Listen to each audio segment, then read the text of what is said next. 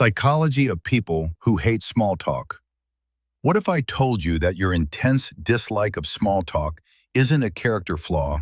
It's actually revealing something deeper about how your brain is wired. If you've ever felt exhausted by surface-level conversations about the weather or someone's weekend plans, you're not alone.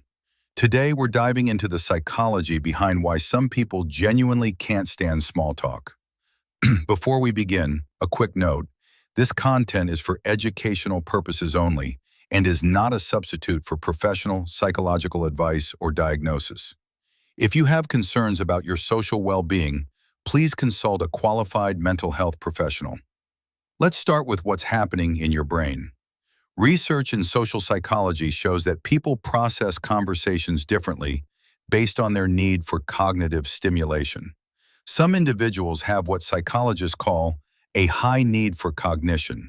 Basically, their brains crave deeper, more meaningful exchanges of ideas. When you're stuck in a conversation about traffic or the weather, your brain isn't getting the intellectual engagement it's seeking.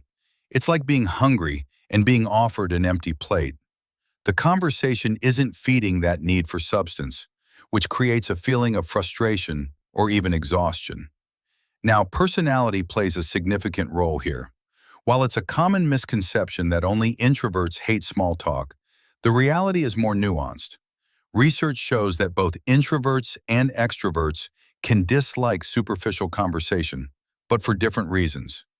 Introverts often find small talk draining because social interaction itself requires energy, and they'd rather spend that limited energy on conversations that feel worthwhile. For them, it's about energy economics. Why invest in something that doesn't provide a meaningful return? Extroverts who dislike small talk, on the other hand, often crave authentic connection.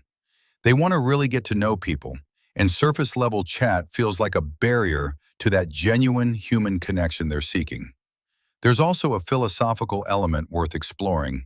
Some people experience what's called existential awareness, a heightened consciousness of life's finite nature and the desire to make their time meaningful.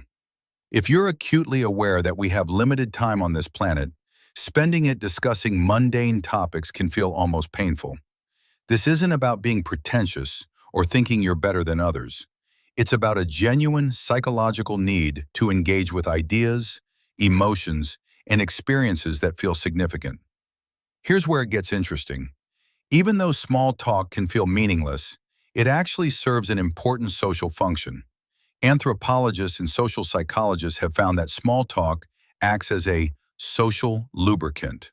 It's how we signal friendliness, establish common ground, and test whether someone is open to deeper conversation. People who hate small talk often experience a paradox. They understand logically that it serves a purpose, but emotionally, it still feels like wasted time. This creates internal conflict that can make social situations even more stressful. It's important to distinguish between a preference for deeper conversation and social anxiety or communication difficulties. Some people avoid small talk not because they find it meaningless, but because they feel anxious about social judgment or struggle with the unwritten rules of casual conversation. If your aversion to small talk is preventing you from forming connections, impacting your professional life, or causing significant distress, it might be worth exploring these feelings with a therapist who specializes in social dynamics. So what can you do with this understanding? Here are 3 practical strategies. First, reframe small talk as a bridge, not a destination. Think of those first few exchanges as necessary steps toward the deeper conversations you crave. You're not settling for superficiality. You're building trust that allows for vulnerability later. Second, gently steer conversations deeper. After answering a basic question, try adding a layer of depth or asking a more thoughtful follow-up question. For example, instead of just, "My weekend was good," try, "My weekend was good. I finally finished a book I've been thinking about for months." Do you ever find that certain books stick with you? Third, accept that not every conversation needs to be profound. Sometimes small talk serves its purpose and ends, and that's okay. Conserve your energy for the relationships and moments where depth is possible and welcomed. Understanding why you hate small talk isn't about fixing yourself. It's about honoring how you're wired while still navigating a world where surface-level conversation is often necessary. Your preference for meaningful dialogue is valid, and with the right strategies, you can satisfy that need while still maintaining social connections. What's your relationship with small talk? Let us know in the comments below. And if you found this helpful, don't forget to subscribe for more psychology insights that actually make sense.